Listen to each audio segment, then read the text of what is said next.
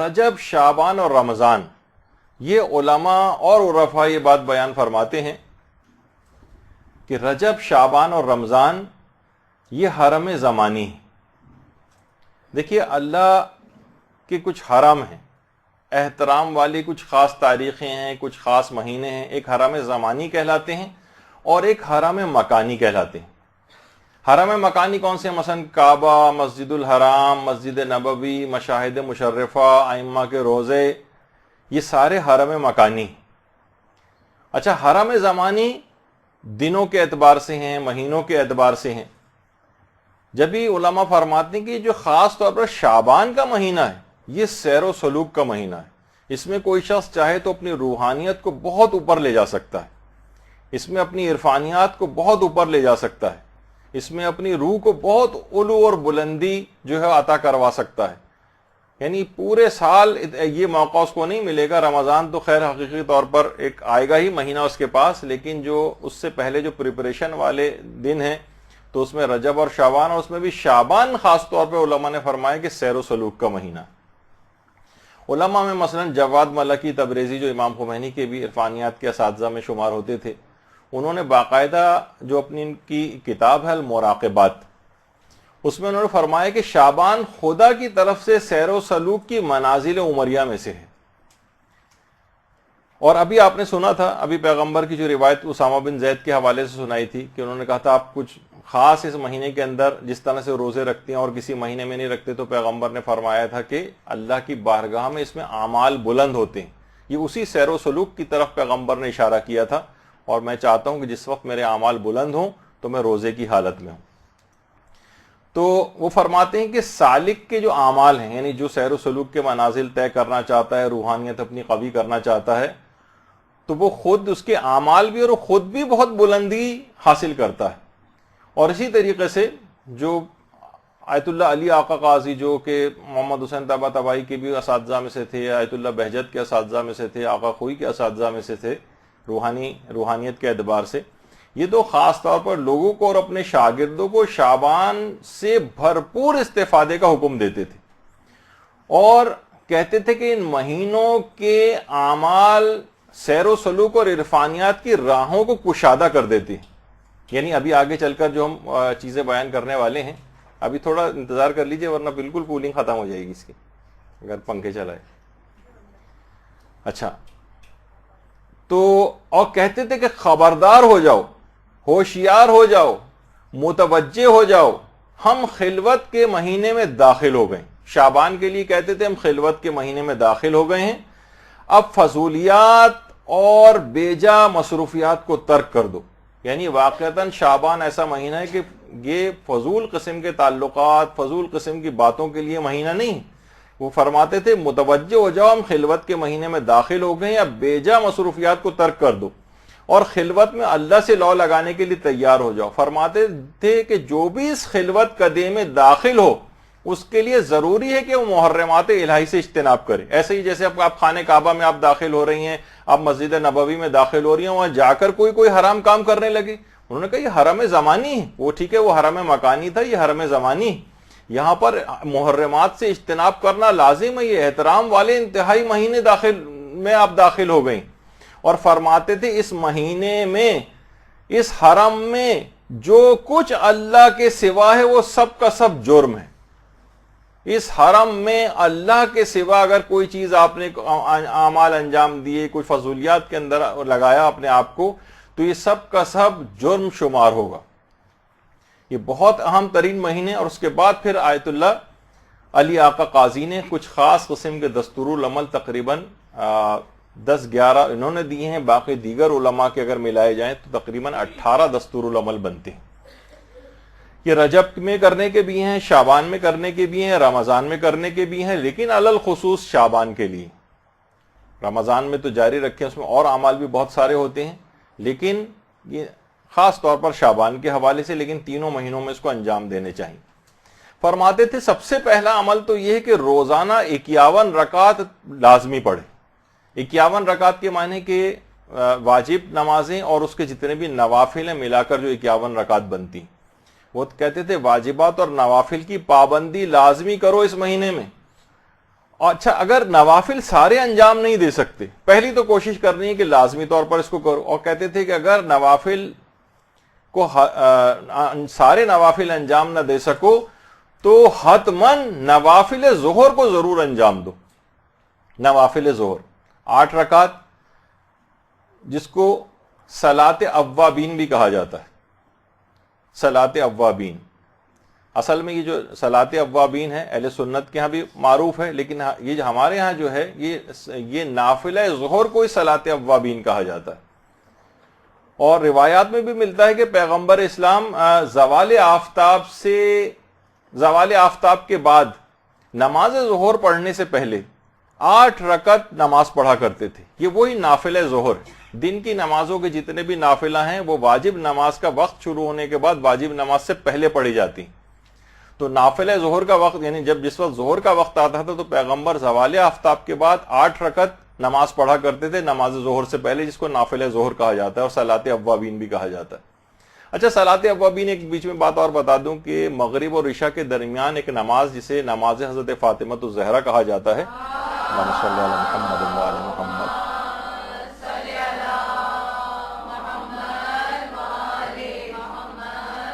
وہ 4 رکعت کی نماز ہے، اس کو بھی صلاۃ اوابین کہتے ہیں، جو مغرب اور عشاء کے درمیان میں پڑھی جاتی ہے اور جس میں الحمد کے بعد 50 مرتبہ سورہ توحید پڑھی جاتی۔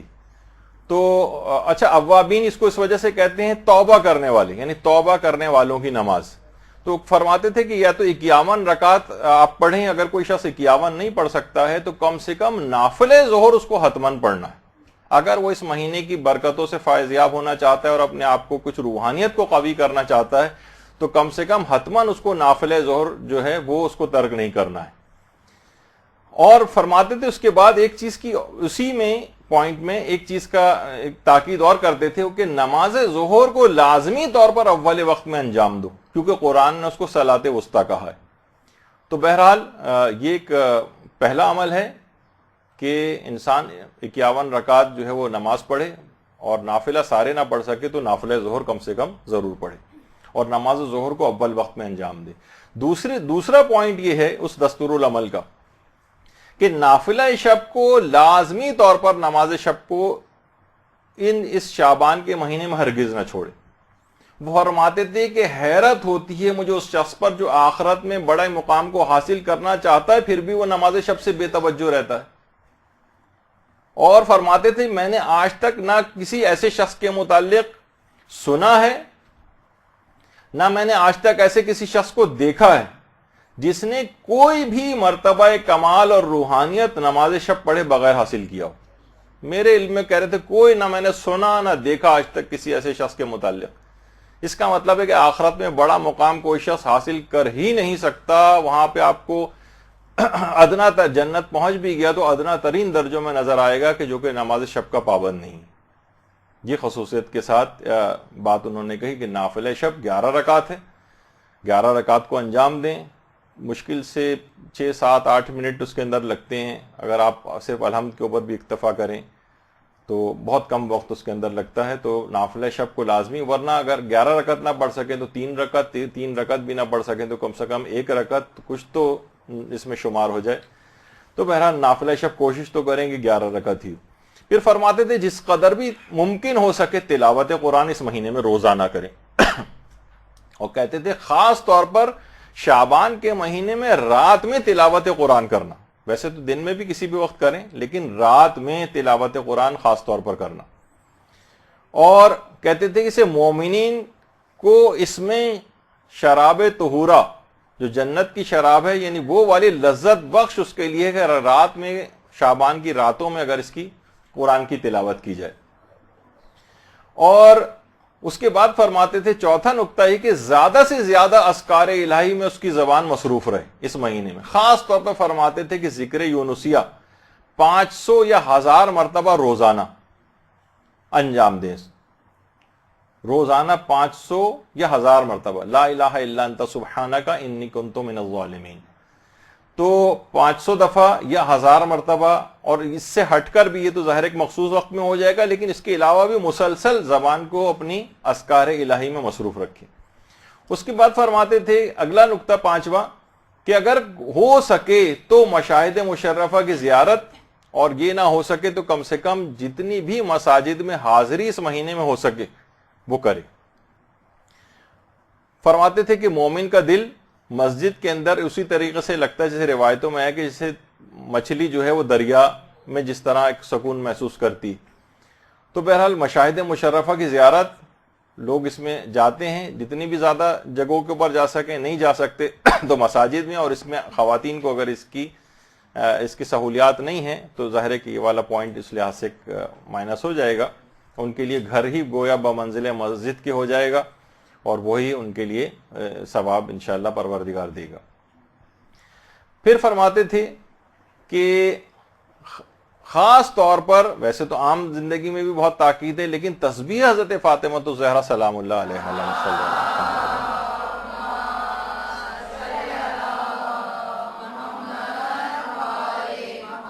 فرماتے تھے کہ اس کو ہرگز فراموش نہ کریں، کیونکہ اس کو ذکر کبیر کہا گیا ہے، کیونکہ سب اذکار انجام دے رہے ہیں تو یہ کیسے ممکن ہے تسبیح حضرت زہرا جو ذکر کبیر ہے اس کو آپ فراموش کر دیں، تو اس کو ہرگز فراموش نہ کریں، یہ بھی آسان ہے۔ پھر فرماتے تھے کہ وظائف مہم، یعنی بہت اہم وظیفوں میں سے ہے کہ سالک، یعنی جو بھی روحانیت اپنی قوی کرنا چاہتا ہے اور سیر و سلوک کے منازل طے کرنا چاہتا ہے، اس کے اہم ترین وظائف میں سے یہ بات لازم ہے کہ وہ روزانہ دعائے فرج امام زمانہ علیہ السلام جو ہے وہ پڑھے۔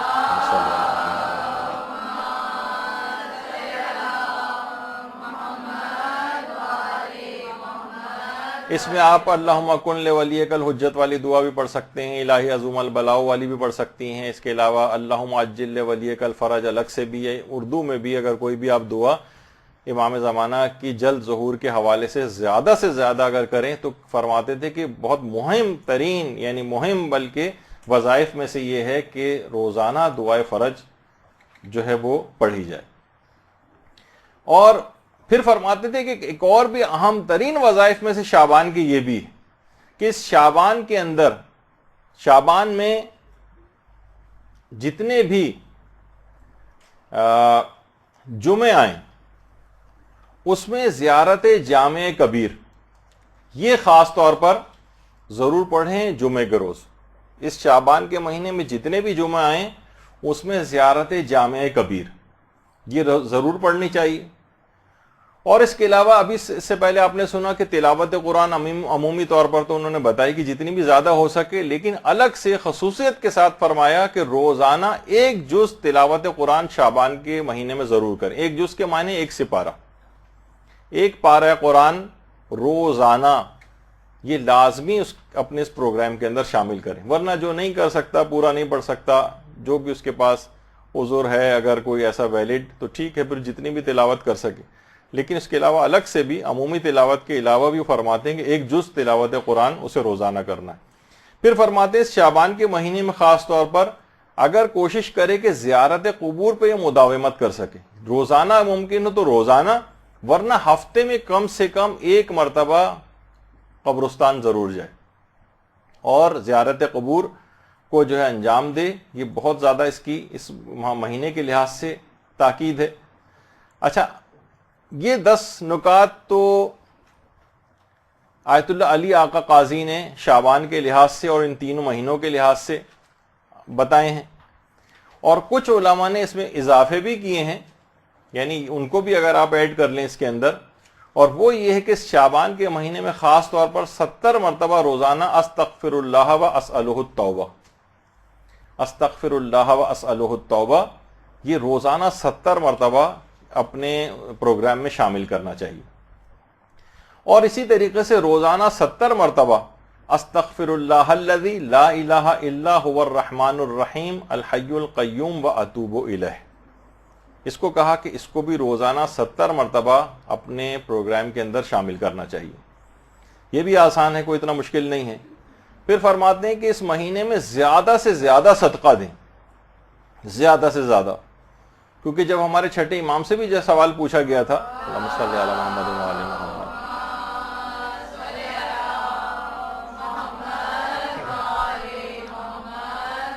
کہ ماہ شعبان کا بہترین عمل کیا ہے، تو امام نے فرمایا تھا صدقہ اور استغفار۔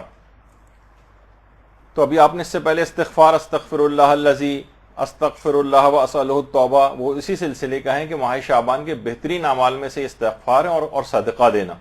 امام فرماتے ہیں جو شعبان میں صدقہ دے گا خدا اس صدقے کو اس طریقے سے اس میں اضافہ کرے گا جیسے تم اپنے اونٹ کے بچے کو پال پوس کر ایک قوی الجثہ جو ہے ایک اونٹ کی شکل میں تبدیل کرتے ہو.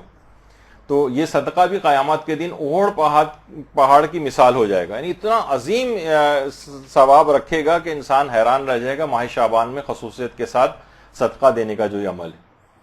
اور اس پورے مہینے میں اس کو آپ ڈیوائیڈ کر سکتے ہیں, پورے مہینے میں 1000 مرتبہ لا الہ الا اللہ ولا نعبد الا ایاہ مخلصین لہ الدین ولو کرہ المشرکون. تو اس طرح سے ڈیوائیڈ کر لیں کہ پورے مہینے کے اوپر کچھ خاص عدد یہ پھیل جائے اور پورے مہینے میں ملا کر 1000 دفعہ مکمل ہو جائے. اور کوئی اگر ہمت کرے اور روزانہ بھی 1000 دفعہ پڑھ لے تو کیا ہی کہنا, کیا عظیم ثواب اس کو ملے گا. تو بہرحال یہ 14واں اس کا ایک عمل ہے جو کہ اس مہینے کے اندر خصوصیت کے ساتھ ہے. اور اچھا اس کے بعد زیادہ سے زیادہ اس مہینے میں درود پڑھنا, اللہم صلی علی محمد وعلی محمد.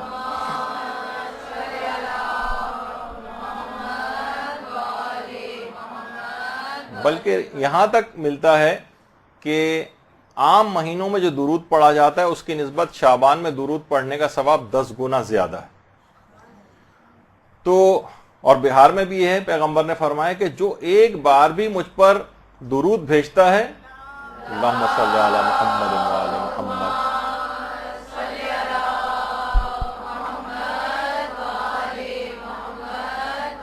تو فقط ایک بار درود بھیجنے کی وجہ سے پروردگار عالم اس کو عافیت عطا کرے گا اور اس کی تمام پریشانیوں کو دور کر دے گا, فقط ایک بار بھی. اللہم صلی علی محمد.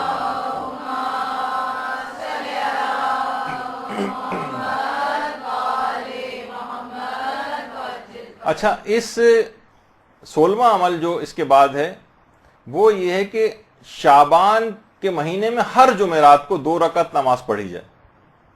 یہ تھوڑا سا مشکل ہے لیکن اگر کوئی شخص کر سکے, بہت سارے ایسے افراد ہوتے ہیں جو عبادت کی طرف مائل ہوتے ہیں. شعبان کی ہر جمعرات کو 2 رکعت نماز اور ہر رکعت میں الحمد کے بعد 100 مرتبہ سورہ توحید اور سلام نماز کے بعد 100 مرتبہ درود پڑھا جاتا ہے, جس کے اندر اللہم صلی علی محمد وعلی محمد.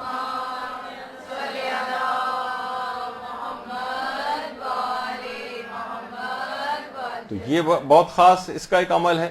اور اس کے علاوہ اس پورے شعبان میں روزانہ روزہ رکھا جائے, اور جتنے ورنہ 3 دن یا جتنے بھی دن اس کے لیے ممکن ہو اس میں روزہ رکھا جائے, اس کا بھی بہت زیادہ ثواب ہے. اور 18واں عمل اس کے اندر جو بتایا گیا ہے وہ صلوات شعبانیہ ہے. یہ دعائیں امام سجاد علیہ الصلوۃ والسلام,